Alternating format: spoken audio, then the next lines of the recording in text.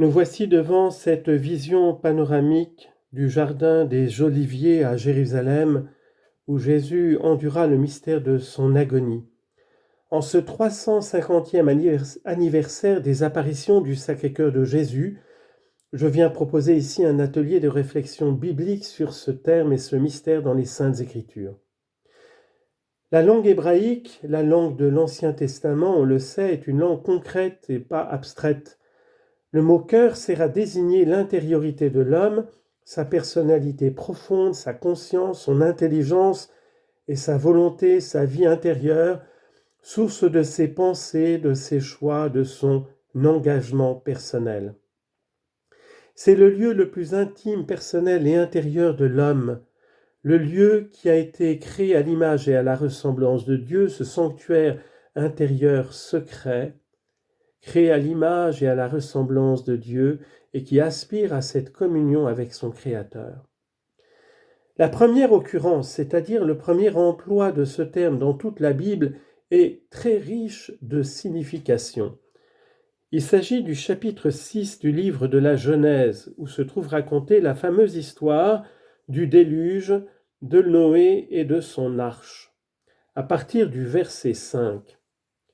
Dieu vit que la méchanceté des hommes était grande sur la terre, et que toutes les pensées de leur cœur se portaient chaque jour uniquement vers le mal.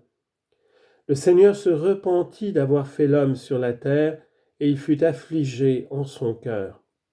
Et l'Éternel dit, j'exterminerai de la face de la terre l'homme que j'ai créé, depuis l'homme jusqu'au bétail, aux reptiles et aux oiseaux du ciel, car je me repens de les avoir faits. Nous voyons dans ce verset 5 du chapitre 6 que le mot cœur apparaît 2 fois, et c'est les 2 premiers emplois du mot cœur dans la Bible, et ils apparaissent à la fois pour parler du cœur de l'homme et du cœur de Dieu. C'est très étonnant. Le cœur de l'homme est fait pour le cœur de Dieu, et le verset où il apparaît, eh bien, c'est quand il nous est parlé justement aussi du cœur de Dieu. Et nous sommes plongés immédiatement dans cette grande tragédie, dans ce drame terrible de la corruption généralisée de l'humanité, dans la descendance d'Adam et Ève. Nous avions eu le récit de la chute, du péché originel d'Adam et Ève, et nous voyons dans ce chapitre 6 la multiplication du péché dans la descendance d'Adam et Ève.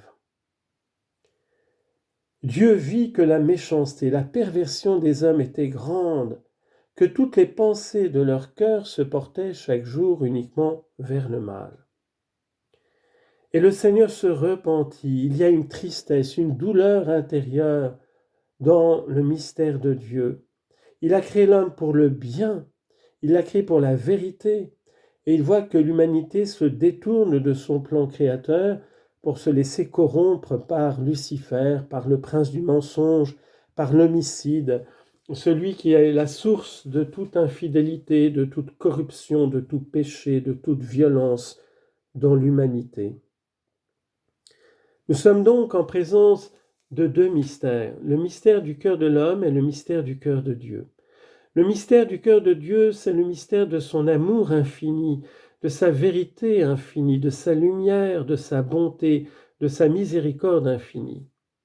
Et face à ce mystère de Dieu, qu'est-ce que le cœur de l'homme? Le cœur d'une créature limitée, certes, mais d'une créature qui aspire à la vérité, à la lumière et à la bonté et à la miséricorde de Dieu. L'infini de plénitude du cœur de Dieu est attiré par ce quasi-infini, ce désir infini qu'a le cœur de l'homme, ou plutôt Dieu a créé le cœur de l'homme en désir, en manque de la plénitude qu'il est lui-même. Nous avons tous soif de vérité, de lumière, de bonté, d'amour, de tendresse, de miséricorde. Nous en avons tous besoin. Et Dieu seul peut combler ce besoin parce qu'il est en positif ce que nous sommes en négatif, parce que malheureusement, il y a ce désir en nous de bien, de lumière, de bonté, de vérité, mais par la corruption du péché originel, nous sommes entraînés vers le mal. Et quelle est la grande réponse l'unique réponse absolue de Dieu à ce drame, cet écartèlement entre cette plénitude positive du cœur de Dieu et cette corruption du cœur de l'homme. La réponse magistrale de Dieu se révèle dans l'Évangile. C'est la blessure du cœur sur la croix que saint Jean a contemplée. Le sommet de la rédemption, c'est lorsque le soldat romain a percé d'un coup de lance le côté de Jésus et il en est sorti aussitôt du sang et de l'eau. Ce cœur humain de Jésus a une puissance infinie de rédemption et d'amour, qui se donne gratuitement, qui est ouvert d'une manière béante sur la croix. Et cette blessure, si elle a été réalisée après la mort de Jésus, parce que c'est bien ce que saint Jean a noté, pour vérifier que Jésus était bien mort, Jésus a devancé sa mort. Père, entre tes mains, je remets mon esprit. Ma vie, nul ne la prend, mais c'est moi qui la donne, avait-il prophétisé. Les hommes ont tout fait pour tuer Jésus, mais Jésus a devancé l'heure, le moment, l'instant de sa mort naturelle. Il l'a devancé par l'offrande libre, aimante, volontaire de sa vie. Père, entre tes mains, je remets mon esprit. Et là, il expira et rendit l'esprit. Après quoi, un soldat va venir percer son côté et aussitôt il en jaillit du sang et de l'eau. Le grand mystère de notre rédemption, de notre purification, le grand mystère du sacrifice de la vie de Jésus, le grand mystère de la vie nouvelle de l'Esprit Saint que ce sacrifice va nous communiquer et nous mériter. Sainte Catherine de Sienne, nous le savons, a interrogé Jésus. Elle lui a posé la question, mais pourquoi étais-tu déjà mort sur la croix quand ton côté a été ouvert? Parce que c'est un grand mystère. Si Jésus était déjà mort, il ne pouvait plus souffrir ni offrir ses souffrances, d'une part. Donc elles ont été réservées à la Vierge Marie, aux saintes femmes, à Saint Jean, à toute l'Église à travers eux, pour continuer comme épouse l'offrande de Jésus. Mais du côté de Jésus, il y a une signification très importante dans le réalisme de l'incarnation et de sa signification.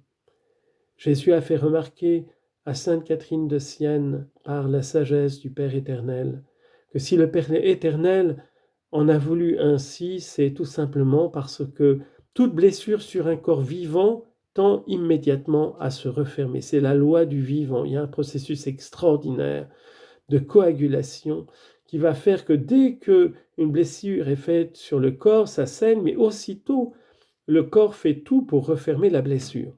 Les blessures qui ne peuvent jamais se refermer sont celles qui sont causées sur un cadavre, sur un corps déjà mort. La sagesse du Père éternel a voulu cela pour vous manifester que la blessure de mon cœur restera éternellement, largement béante, que les flots de ma miséricorde infinie, les portes de ma miséricorde infinie ne seront jamais fermées. Elles se déverseront indéfiniment sur notre pauvre humanité. Saint Thomas d'Aquin fait même remarquer que même les damnés en enfer en sont malgré eux les bénéficiaires. Dieu diminue leur souffrance. La miséricorde du Sacré-Cœur de Jésus diminue leur souffrance. C'est assez extraordinaire. Adorons ce Sacré-Cœur de Jésus, qui est la source de toute consolation et guérison pour toutes les misères et tous les péchés de notre humanité. Pour chacun d'entre nous, hâtons ce retour du Christ dans la gloire, en suppliant l'Esprit Saint et la Vierge Marie de nous conformer à ce Sacré-Cœur de Jésus, qui est le seul adorateur en esprit et en vérité, qui seul adresse au Père la louange parfaite, le sacrifice parfait, lui qui est notre réconciliation avec le Père. Amen.